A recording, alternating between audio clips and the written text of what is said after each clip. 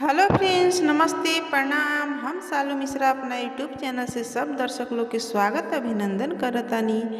तो आज हम फिर से हाजिर बानी माता जी के गीत लेके। रउआ लोग सुनी, जैसन भी लागी कमेंट में बताएं लोग। बहुत सुंदर, बहुत प्यारा ये गीत बा और फैमिली फ्रेंड में शेयर जरूर करें लोग और लाइक जरूर करें। तो चलिए हमनी के ये गीत के आनंद लेवल जाओ।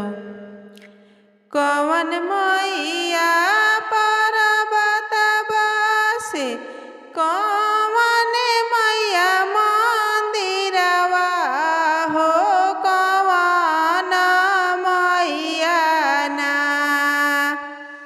कवन मैया पर्वतवा से, कवन मैया मंदिरवा हो, कवन मैया ना हो, कवन मैया ना बसे निमिया के पेड़वा हो, कवन मैया ना बसे निमिया के पेड़वा हो, कवन मैया ना।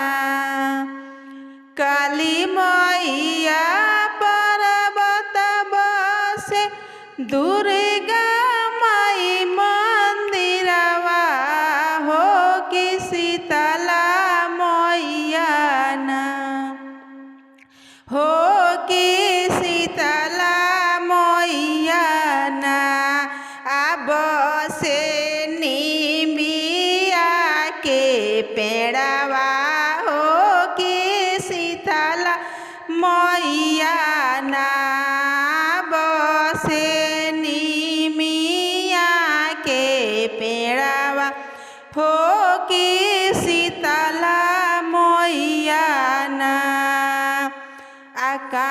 कहवा में उतरेला सतो माई के डोलवा हो, कि कहवा बाजेना, कि रूने झूने बारा हो बाजनवा हो, कि कहवा बाजेना, कि रूने झूने बारा बाजनवा हो, कि कहवा बाजेना।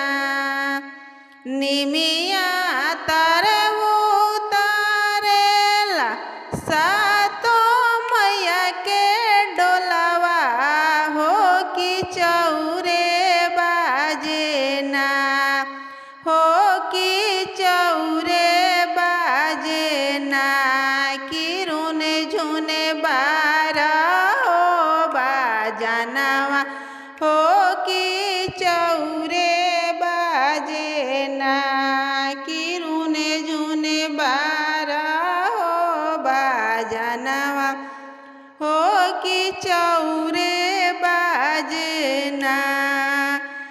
कहवा के मोटिया मैया बेदिया बनैबो हो, कि कहवा के पनिया ना हो, कि कहवा के पनिया ना, कि मैया करे आसाना नवा हो, कि कहवा के पनिया ना।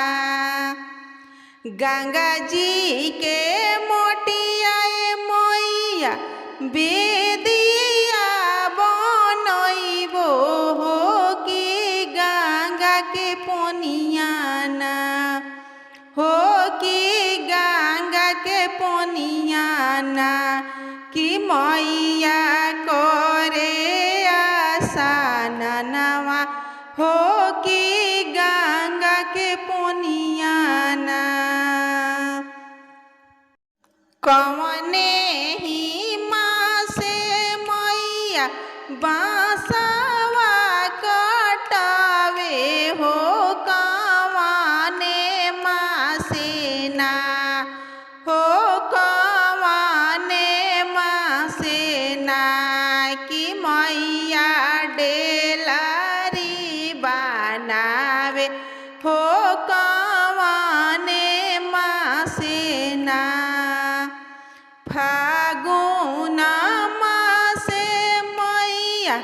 बांसवा काटावे हो कि चैत मासे ना, हो कि चैत मासे ना, कि मैया डेलरी बनावे हो कि चैत मासे ना, मैया डेलरी बनावे हो कि चैत मासे ना।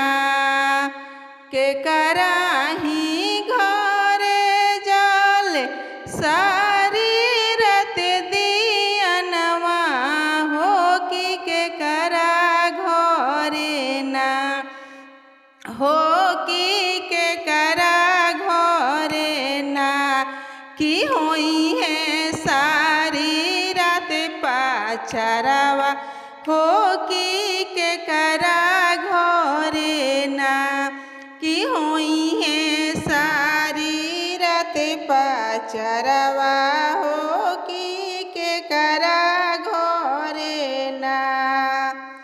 मलिया के घरे जल सारी रात दियनवा हो कि सालू के घरे ना, हो कि सालू के घरे ना, कि होई है सारी रात पाछरवा हो कि सालू के घरे ना।